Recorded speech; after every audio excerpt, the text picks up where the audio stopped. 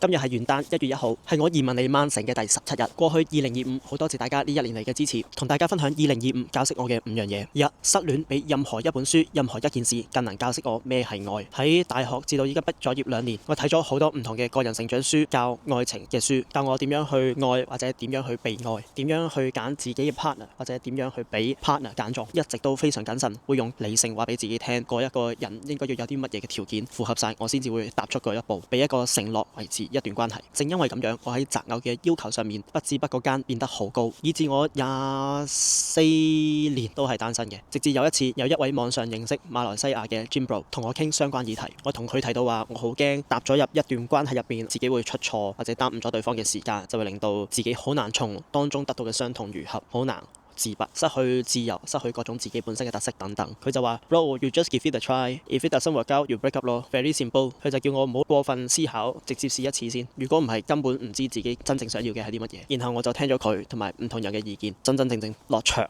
拍咗一次。當我發覺雙方嘅發展軌道不一，我就提出咗分手。拍嘅過程唔長，我當初都好理性化咁話俾自己聽，分手之後可能會痛少少啦，但唔會好痛。所以分手之後嗰1日至到1個禮拜，我都覺得自己冇乜大礙。直至去到個半月，甚至直至分手後嘅半年，失眠嘅情況越嚟越嚴重，塊面開始爆瘡，面色變得越嚟越暗啞。我去咗睇中醫，同我嘅健身教練商量，買咗好多唔同種類嘅護膚品，去過做 facial、去印、去斑、去墨等等，亦試過增加整體攝取嘅卡路里或者蛋白質等等，但情況依然持續。喺睇中醫嘅時候，中醫幫我把脈，都話只係少少燥熱嘅跡象，應該唔會話有好大嘅異樣。直至佢問我你爆瘡嘅時候幾時開始，我就同佢講好坦白嘅話。失戀之後，佢就笑咗一笑，畢竟係我其中一個比較 friend 嘅中醫。佢問我：唉，係咪初戀啊？我話係啦。之後佢就話係咁噶啦，初戀失戀係痛啲噶啦，俾啲時間啦。之後我就話3個月或者差唔多半年，我仲要等幾耐啊？佢就話我都答唔到你，係要俾啲時間，所以我就唯有等，用盡一切辦法抑制暗瘡嘅生長。暗瘡只係生得慢咗，但都係有嘅。當中嘅痛同埋愧疚感揮之不去。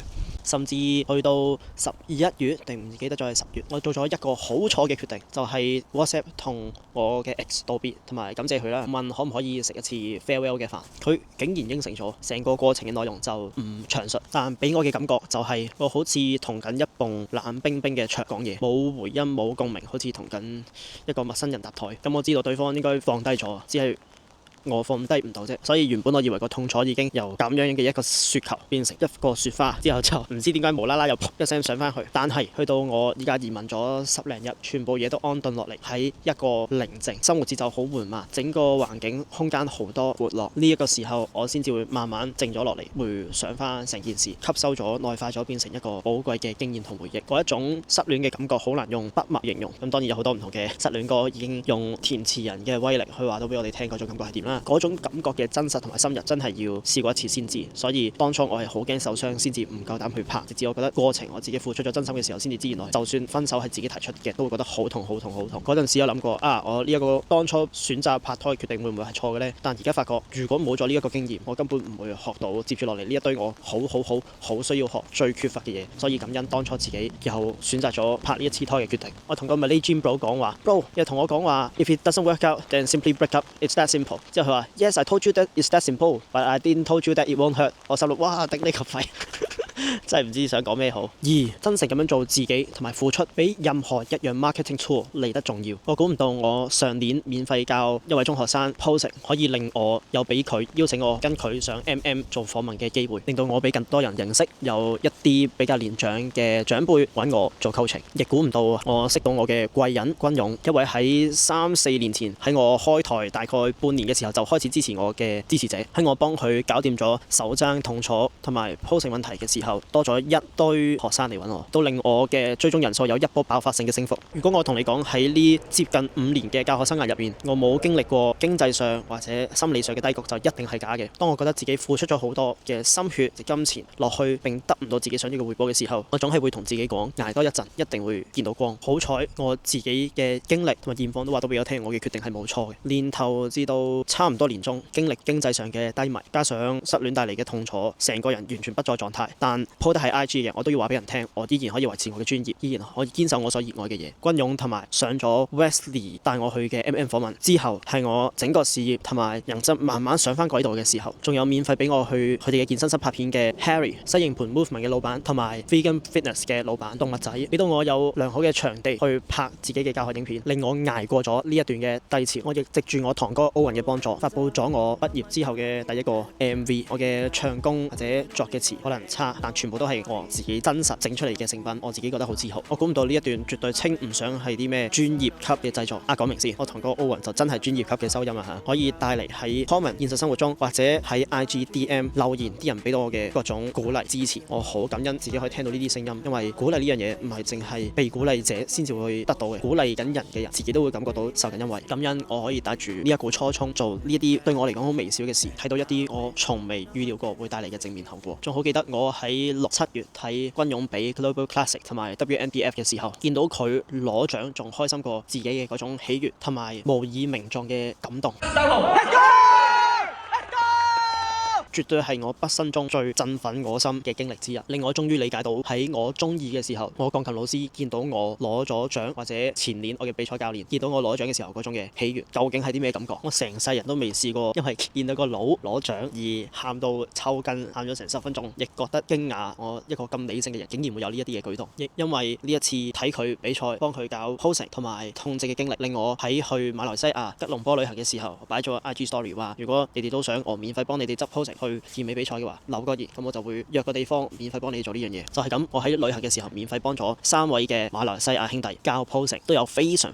難得嘅機會，佢哋免費咁樣接載我哋，甚至請食飯，送一堆嘅禮物俾我哋，去帶我哋體驗最地道嘅馬來西亞旅行。時間係一切友誼嘅見證。今年經歷過3至4個我原本認為好重要嘅朋友嘅絕交，亦經歷過喺一啲毫無預料嘅情況下，一啲我本身認為唔重要或者同我毫不相干嘅人，大把咁幫助我，陪我共度難關。呢一啲患難見真情嘅體驗對我嚟講非常之寶貴，令我更加識到一啲真朋友，同埋更加珍惜我而家擁有嘅朋友。我自問係一啲好小心識人同埋識朋友嘅人，係知道絕交或者了斷一段關係嘅時候，嗰種嘅痛非常之深，嗰種嘅可惜揮之不去。你會知道自己投放好多嘅時間心力，全部嘢都好似攞唔翻嚟，唔知為咗乜嘢咁。但慢慢我就知道人生就好似一架火車咁樣，搭上去嘅嗰刻，嗰架列車唔會翻轉頭，每一個站都會有乘客上車，有乘客落車。我哋唔可以控制到邊啲乘客會上車，邊啲乘客會落車，但我哋可以知道有啲乘客會啱傾，對我哋有共鳴，有啲乘客唔啱傾就會落車走。呢啲嘢唔係真係我哋控制得到嘅，有時候可能就係命運帶俾我哋嘅嘢。我體驗到一句好深嘅嘢係 Some loves me for what I give and some loves me for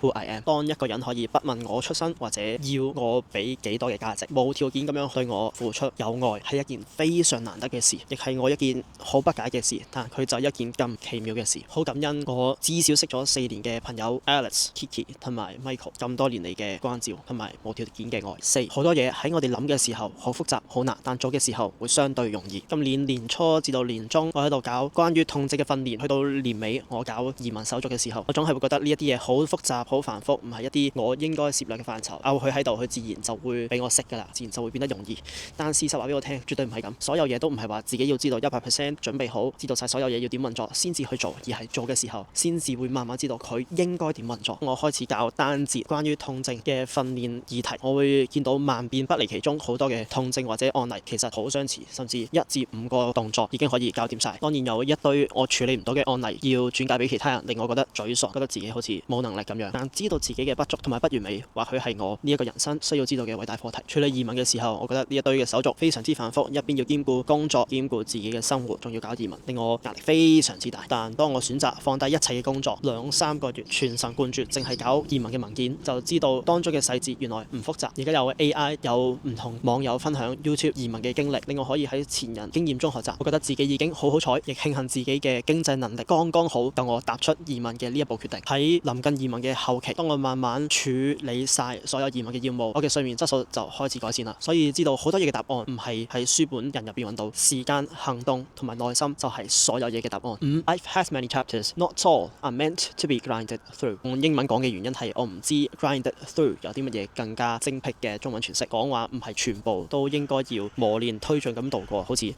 好英式嘅中文詮釋，所以我都算啦，直接用英文講。呢17日可以話係我 lockdown 之後最爛嘅17日。我好唔習慣自己全日好似乜都冇做過，淨係去 gym 食飯、瞓覺、買餸，每日重複呢4樣嘢，但係覺得非常充實，好莫名嘅快樂。以前覺得自己要用一堆嘅嘢塞滿晒自己嘅教學課表、online coaching、face-to-face coaching、content filming、editing 嘅 timetable，所有嘢就係做，勞碌一生，咁樣先至係奮發向上，先至係正確我要有嘅人生態度。呢一種嘅 hustle culture 一直都植根喺我整個嘅身心入面，而我自己本身完全察覺唔到嘅。甚至我去到當我過勞，身體出現唔同嘅身心警號、心力交瘁嘅時候，我會覺得自己繼續捱過去都係應該要繼續企翻起身捱埋去做。但有句説話係 You can only work as hard as you rest， 同訓練一樣，訓練有 overtraining， 可以視乎自己瞓到幾多，食得足蛋白質，生活嘅壓力有幾多，而取決自己嘅訓練強度同埋用量有幾多。生活一樣要知道自己做咗幾多，本身嘅壓力有幾多，身心嘅狀況點樣，先至可以知道自己應該做幾多或者做幾長。而家自己可以有呢一段休息落嚟，慢慢思考一下，慢慢部署自己安頓喺英國生活嘅事務。原本我覺得應該要唔好咁懶，勤力一啲，將3個月可以做到嘅嘢壓到變1個月可以做到。但呢啲嘢係急唔嚟嘅，英國嘅人本身都比較慢，辦事效率冇咁高，我都要慢慢適應呢一種嘅生活態度。話俾自己聽，急唔係所有嘢嘅唯一辦法，慢慢嚟，所有嘢就會嚟得更快。I too deserve time off to reflect and have the privilege to do absolutely nothing。而家1星期去5至6日 gym， 恢復嘅能力、整體嘅訓練質素都好咗好多。正話俾我聽，我決定慢落嚟係冇錯嘅。以上係2025教我嘅5樣嘢，亦希望對大家有所裨益。2026新一年，願快樂與健康常伴各位。記得 like、subscribe 撳個鐘仔。我係馬高斯，下條片再見，拜拜。記住那關於光陰的教訓，